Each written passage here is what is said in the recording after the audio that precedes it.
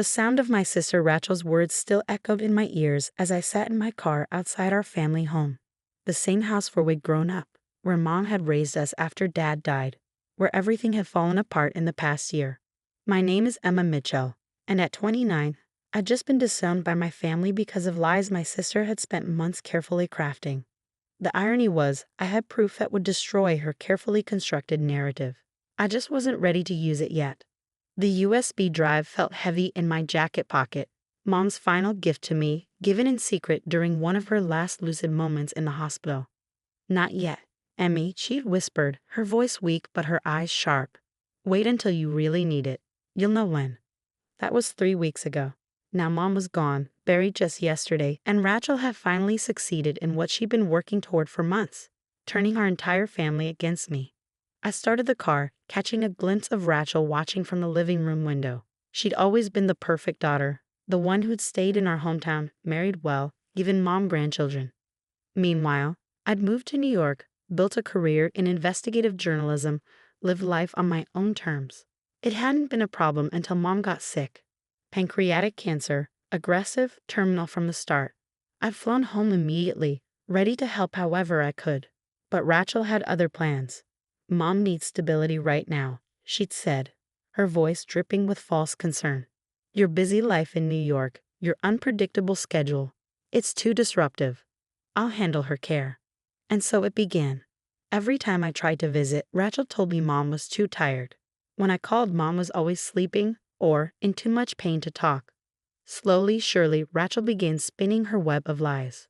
She told our aunts I was too busy with my career to care about Mom. Told our cousins I refused to help with medical bills. Told our family friends I'd abandoned Mom when she needed me most. And all the while, she controlled access to Mom so completely that I couldn't defend myself. I pulled away from the curb, memories of the past year flooding back. The desperate attempts to see Mom, the blocked phone calls, the text messages Rachel sent pretending to be Mom. Messages I later learned Mom never knew about. But what Rachel didn't know, what none of them knew, was that I'd spent those months doing what I do best, investigating, documenting, gathering evidence. Mom's nurses had been particularly helpful, especially after they witnessed Rachel's behavior firsthand. Your sister's been intercepting your cards and letters, Maria, Mom's favorite nurse, had told me during one of my few successful hospital visits. Your mom keeps asking why you never write. That was when I'd started keeping records, dates, times, witnesses, every instance of Rachel's interference. I'd even managed to get security camera footage from a hospital showing Rachel throwing away the care packages I sent. The USB drive shifted in my pocket as I turned onto the highway. Mom had given it to me during my last visit, just 2 days before she slipped into the coma that would claim her life. Rachel had been at her kid's soccer game, and I'd finally had a moment alone with Mom. I know what she's been doing, Mom had said, her voice barely a whisper. Maria told me everything, but confronting her now would only make things worse. She'd pressed the small drive into my hand. This is your insurance policy, Emmy. Use it wisely. I hadn't watched it yet. Part of me was afraid of what I'd find, but another part knew Mom was right about timing. Rachel had spent a year building her narrative, the devoted daughter caring for our dying mother while the selfish sister abandoned her family. Dismantling that story would take more than just accusations. My phone buzzed with a text from Maria. You okay? That scene at the house looked pretty intense. I pulled into a coffee shop parking lot to respond. Maria had become my ally throughout this ordeal, keeping me updated on Mom's condition when Rachel blocked my access, making sure Mom knew I was trying to be there. I'm fine, I typed back. Rachel finally did it, convinced everyone I'm the villain in her story. But Mom left me something that might change everything. Maria's response was immediate. The USB drive, she told me about it, said it would show the truth when the time was right. I ordered a coffee and found a quiet corner table. My laptop was in my bag. I could watch it now, finally see what Mom had left me. But her words echoed in my mind. Wait until you really need it. Instead, I pulled out my reporter's notebook. Old habits die hard, and began writing everything down. The scene at the house today, Rachel's accusations, the family's reactions. I learned long ago that details matter, especially when you're dealing with someone who twists the truth. Rachel had been clever. I had to give her that. She'd started small, planting seeds of doubt about my character, my commitment to family. Then, as Mom got sicker, the lies grew bigger. Emma's too busy with her career to help with Mom's care. Emma refuses to contribute to the medical expenses. Emma doesn't even call or visit. Each lie built on the last, creating a picture of a heartless daughter who'd abandoned her dying mother. The fact that I'd been sending money monthly, calling daily, though Rachel usually blocked my calls, and flying home every chance I got, though Rachel usually prevented me from seeing Mom, didn't matter. Perception had become reality. My coffee grew cold as I wrote, documenting every detail of how Rachel had systematically turned our family against me. Aunt Sarah, who'd once been like a second mother to me, now couldn't look me in the eye. Cousin Mike, who'd been my best friend growing up, had blocked my number. Even our childhood neighbors, the Petersons, had turned away when they saw me at the funeral. The ultimate betrayal had come today when Rachel had gathered the family to read a letter she claimed Mom had written before she died. A letter that painted me as a heartless, selfish daughter who cared more about my career than my dying mother. I'd known immediately the letter was fake. The phrasing wasn't Mom's. The sentiments didn't match our last conversation. Even the signature was wrong. But Rachel had timed it perfectly, presenting it when emotions were raw from the funeral, when everyone was looking for someone to blame for their grief. My phone buzzed again. Another text from Maria.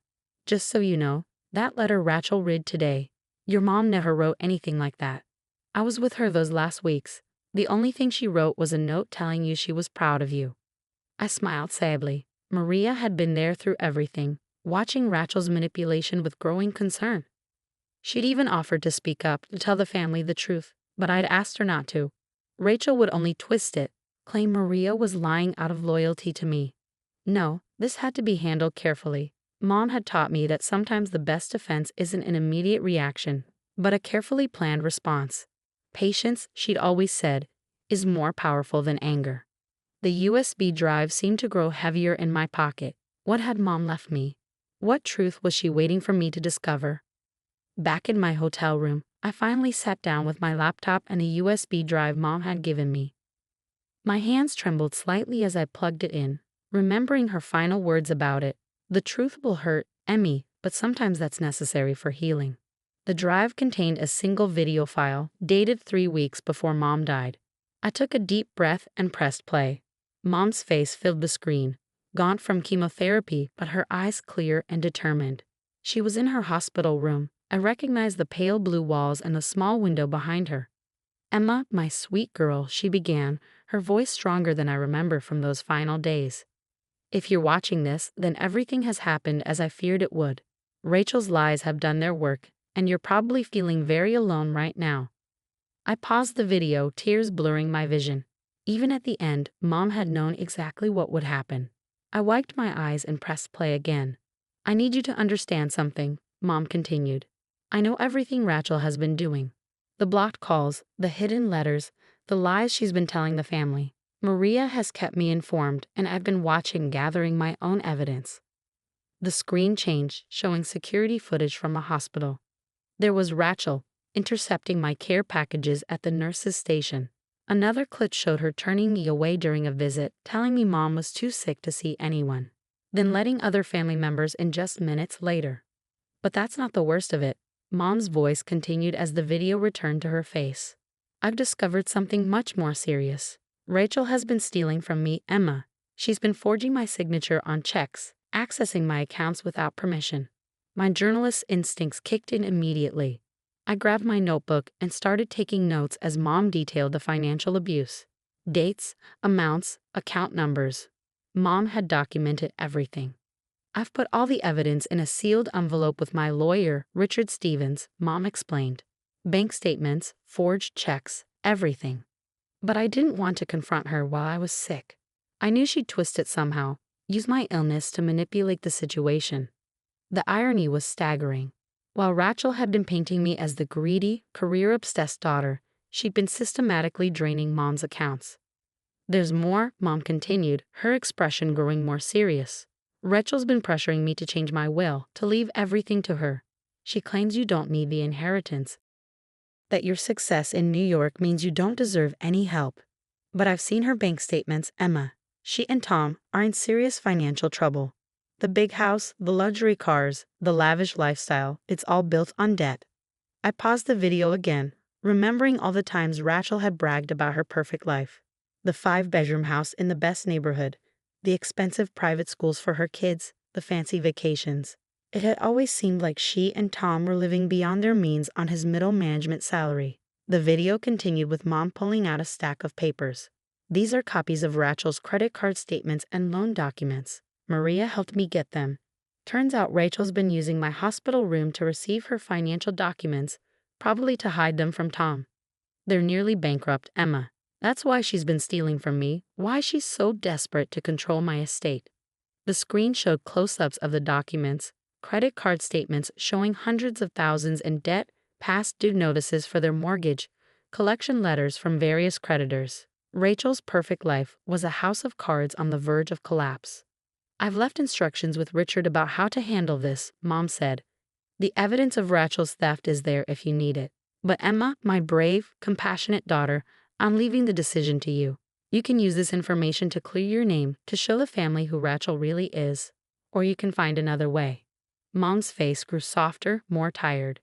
I know you, Emmy. You're like your father, you believe in justice, but you also believe in mercy. Whatever you decide to do with this information, I trust you to do what's right. The video ended with Mom looking directly into the camera, her eyes filled with love and trust. Remember, sweetheart, the truth isn't always about punishment. Sometimes it's about giving people a chance to face their own demons and find redemption. I sat in silence for a long time after the video ended, processing everything I'd learned. The USB drive contained more files, PDFs of the financial documents Mom had mentioned, photos of the forged checks, even audio recordings of Rachel pressuring Mom about the will. My phone buzzed with a text from Maria. Did you watch it? Yes, I replied. It's worse than we thought. What are you going to do? That was the question, wasn't it? I could take this evidence to the family right now, expose Rachel's lies and theft. It would destroy her, but it would also hurt her children, damage Tom's reputation, tear our family apart even more. Or I could do what Mom suggested, find another way. I opened my laptop again and started researching. If Rachel and Tom were really in that much debt, there had to be public records. Sure enough, I found tax liens, civil judgments, even a pending foreclosure notice on their house. The perfect life Rachel had built was about to implode, with or without my intervention. The question was whether I wanted to be the one holding the match. The next morning, I drove to Richard Stevens' law office. Mom's attorney was expecting me. She'd apparently left detailed instructions about what to do after she passed. Emma, he greeted me warmly, leading me into his office. I've been waiting for you to come. I assume you've watched the video. I nodded, taking a seat across from his desk. I need your advice, Richard. Not just as Mom's lawyer, but as someone who's known our family for years. He leaned back in his chair, studying me carefully. You're wondering whether to expose everything? Yes, I admitted. Part of me wants to call a family meeting right now, show them the video, prove that Rachel's been lying. But your mother raised you better than that, he finished with a gentle smile. She knew you'd struggle with this decision. That's why she left you this. He handed me another envelope, this one in Mom's familiar handwriting. Inside was a letter, dated just days before she slipped into the coma. My dearest Emma, by now you know the truth about Rachel's actions. You're probably angry, hurt, and looking for justice. Those feelings are valid. You've been wronged in ways no sister should experience. But I want you to remember something about Rachel. When your father died, she was 12, old enough to understand what we'd lost but too young to process it healthily. While you found strength and independence, she developed a desperate need for control and security. I'm not excusing what she's done. The theft, the lies, the manipulation. These are serious wrongs that need to be addressed. But perhaps there's a way to do that without destroying her completely. You're an investigative journalist, Emmy. You know that sometimes the most powerful stories aren't about exposing wrongdoing, but about understanding why people do wrong and helping them find a better path. Whatever you decide, know that I trust your judgment and I'm proud of the woman you've become. All my love, Mom. I folded the letter carefully, feeling tears well up again. Even at the end, Mom had been thinking about both her daughters, trying to help us find our way back to each other. There's something else you should know, Richard said, pulling out another file. Your mother made some arrangements before she died. She knew about Rachel's financial troubles, so she set up a trust fund for her grandchildren's education. Rachel can't touch the money, it goes directly to the schools. She was protecting the kids, I realized.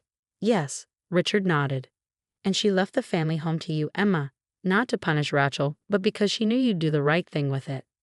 I thought about our childhood home, filled with memories of happier times. Rachel's kids had practically grown up there too, spending afternoons with Mom while Rachel and Tom worked. Suddenly, I knew what I had to do. An hour later, I texted Rachel, "We need to talk. Come to Mom's house at 2. Come alone." Her response was quick and angry. "I have nothing to say to you." Then just listen. Unless you want the family to see Mom's video. At exactly 2 p.m., Rachel's car pulled into the driveway. She looked terrible, eyes red from crying, hair uncombed, nothing like her usually perfect appearance. "What video?" she demanded as soon as she walked in. "What are you trying to pull?" Wordlessly, I opened my laptop and played Mom's recording. Rachel sank onto the couch as she watched, her face draining of color as Mom detailed her theft and lies. When it ended, we sat in silence for a long moment. "Are you going to show this to everyone?" she finally asked, her voice small and broken. "That depends on you," I replied. "Mom left me the house, Rachel, and I know about the foreclosure notice on your place." She flinched. "How did you?" "I'm a journalist. Finding information is what I do." I took a deep breath. "Here's what's going to happen. You and the kids can move in here." "What?" "The house is paid for. The utilities are manageable. You can get back on your feet, work out your debt issues. But there are conditions." Rachel's eyes narrowed. "What conditions?" "First, you come clean to the family about the lies you told about me. All of them. Second, you get professional help, therapy to deal with your control issues and financial counseling to handle the debt. Third, you pay back every penny you stole from Mom's accounts. And if I refuse?" I opened another file on my laptop, the one with all the evidence of her theft. "Then I go to the police with proof of your financial fraud. Your choice." Rachel's facade finally crumbled completely. She buried her face in her hands and began to sob, deep, racking cries that seemed to come from somewhere ancient and wounded. "I didn't mean for it to go this far," she choked out.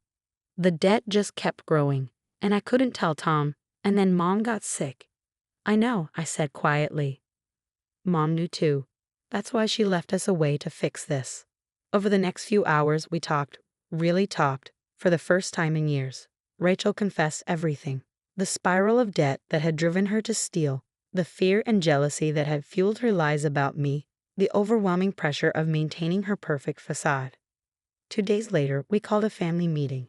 Rachel stood up, shaking but determined, and told the truth. There were tears, recriminations, angry questions. But there was also finally honesty. 6 months later, Rachel and the kids are settled into Mom's house.